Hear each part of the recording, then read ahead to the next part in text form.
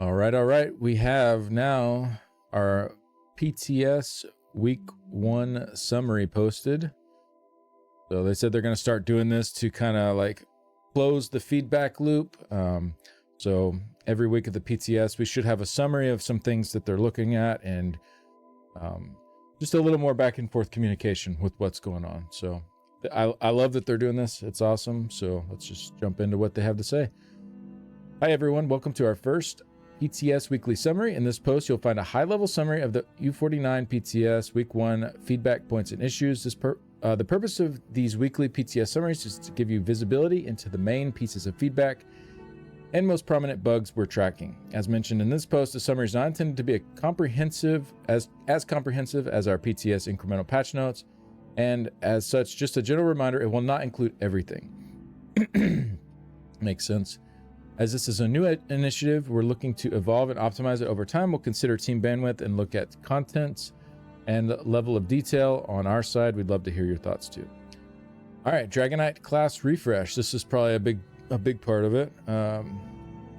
Dragon Blood, we've seen community feedback about the visual change to this ability and questions if the new look is a bug. While it is not a bug, based on community feedback, we are assessing possible updates to visuals to update this ability and its morph so the heart visual no longer appears above the character's head. This change will go into effect in a later PTS incremental. Yeah, a lot of people were thinking that seemed a little bit weird and was kind of not quite in line with the visuals that we're used to within ESO. It seemed more arcadey, I guess. So that's good. Dragon Wings visuals affects misaligned on multiple skills. Oh my goodness. Hey, Man Bear, thank you very much for the raid. We're actually right in the middle of going through the week 1 summary. Thank you very much. I'll make sure to follow Man Bear Nug. Awesome streamer. Welcome in, everybody. Y'all came in right in time.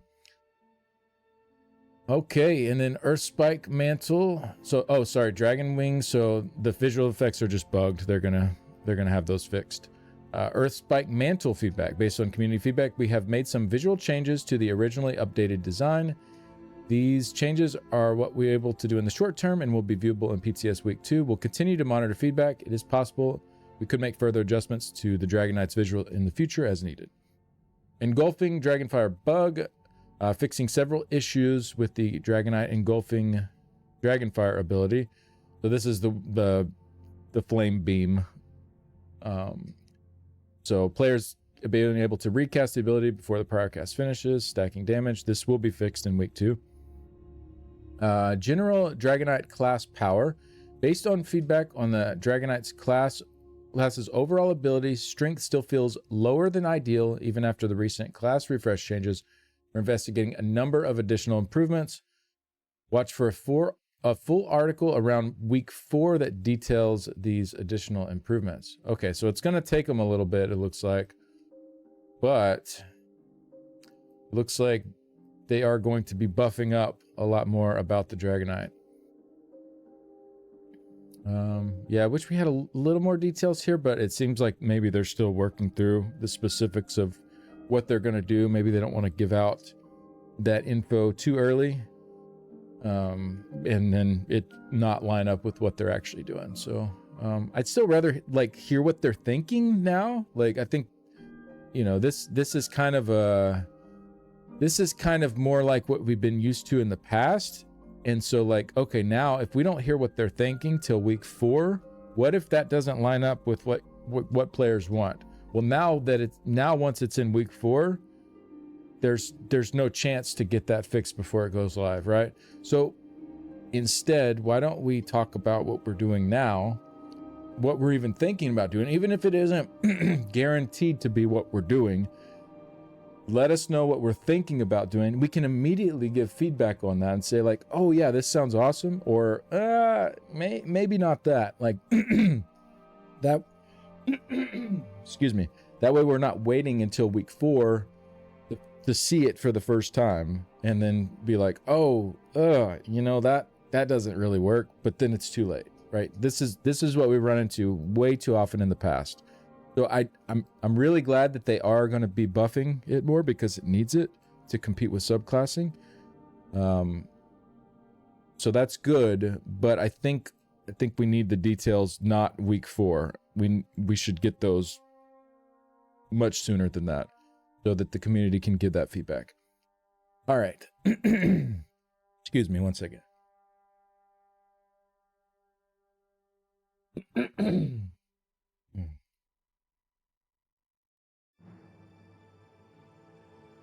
All right, and then various Dragonknight visual effects and animation bugs. They're tracking some additional visual effects for Dragonknight class abilities, including corrosive armor, obsidian shield, fragmented shield, firekeeper. These will be fixed in week 2. All right, for the Cyrodiil heal over time changes, after feedback about the originally proposed changes to how Battle Spirit modifies heals over time at Cyrodiil, we are reverting the change in week 2. We are investigating alternate short-term and long-term solutions. One of the short-term solutions we defined in that second related post link would be possible for us to get in an upcoming PTS incremental and update 49. Longer-term solutions are still under discussion. Okay, player experience improvements, increasing housing population caps. We've seen some questions and suggestions about whether housing population caps are also increasing alongside the furnishing cap increase. Based on this suggestion and piece of feedback, we are increasing the housing population caps with update 49. Now, staple homes will have a pop cap of 6 players, classic 12, and all notable homes remain at the cap of 24. Note this will effectively increase the population cap to homes that were previously classic, but now have moved to the notable category. Yeah, a lot of the old classic homes have been moved to notable, so that will be quite a significant increase there. Respec skills and attributes in the UI for free. Based on feedback, we will be restricting the use of the new UI respec feature in PvE leaderboard content. Infinite Archive will continue to allow the use of the UI respec feature. Change will go in a later PTS incremental. So a lot of people were very against trials being able to use this at will. I get it. It didn't bother me too much, but I understand the sentiment, and I don't really care too much either way. IA being able to use it, I think, is really big. I think this is a great feature, and I think the armory should also be allowed to be used in IA. There's really no reason it shouldn't. It's not a timed event. It just makes life more convenient. You don't have to port out to go do stuff. So, yeah, this is good. This is a good change. Overall, I think this is probably just better for the health of the game. Then we have some miscellaneous stuff. There's some bugs in the Buccaneer Bay House. Like that, those will be, some of them will go into week 2, some of them later. New vampire NPC. Aziza refers to the shrine at her location as the Shrine of Moloch Ball. This is inconsistent with her other dialogue. Okay, so we're changing the line in naming. Okay, they're just fixing that so it makes more sense. Transmute cap, there's an issue where players cannot earn more transmutes beyond the old cap. This is fixed in week 2. And then vampire and werewolf reinfection bug. Oh, they get locked out if they're cured on both. This will be fixed later in the PTS. Okay, so this is good. I love that they're doing this. Like, this is a really good new standard for them to start keeping up with, like giving us a nice summary at the end of the week of what they're looking at. My only real complaint is this here in the combat stuff. This is my big complaint with this. Watch for the full article around PTS week 4. I think this is a bad idea. I think they should give us the details of what they're thinking as soon as possible, like now or early next week. That way they can start getting feedback on what they're thinking of doing and see if it, because they could end up just wasting a lot of dev time working on something that people don't necessarily want. And then at this point, week 4 of the PTS, if we give them feedback on that, I don't know, maybe their bandwidth is better now and they can adjust based on that. But in the past, based on what I've seen in the past, stuff that goes in week 4, 99.9% of the time goes into live. Like, there's just not time for them to adjust it further after that.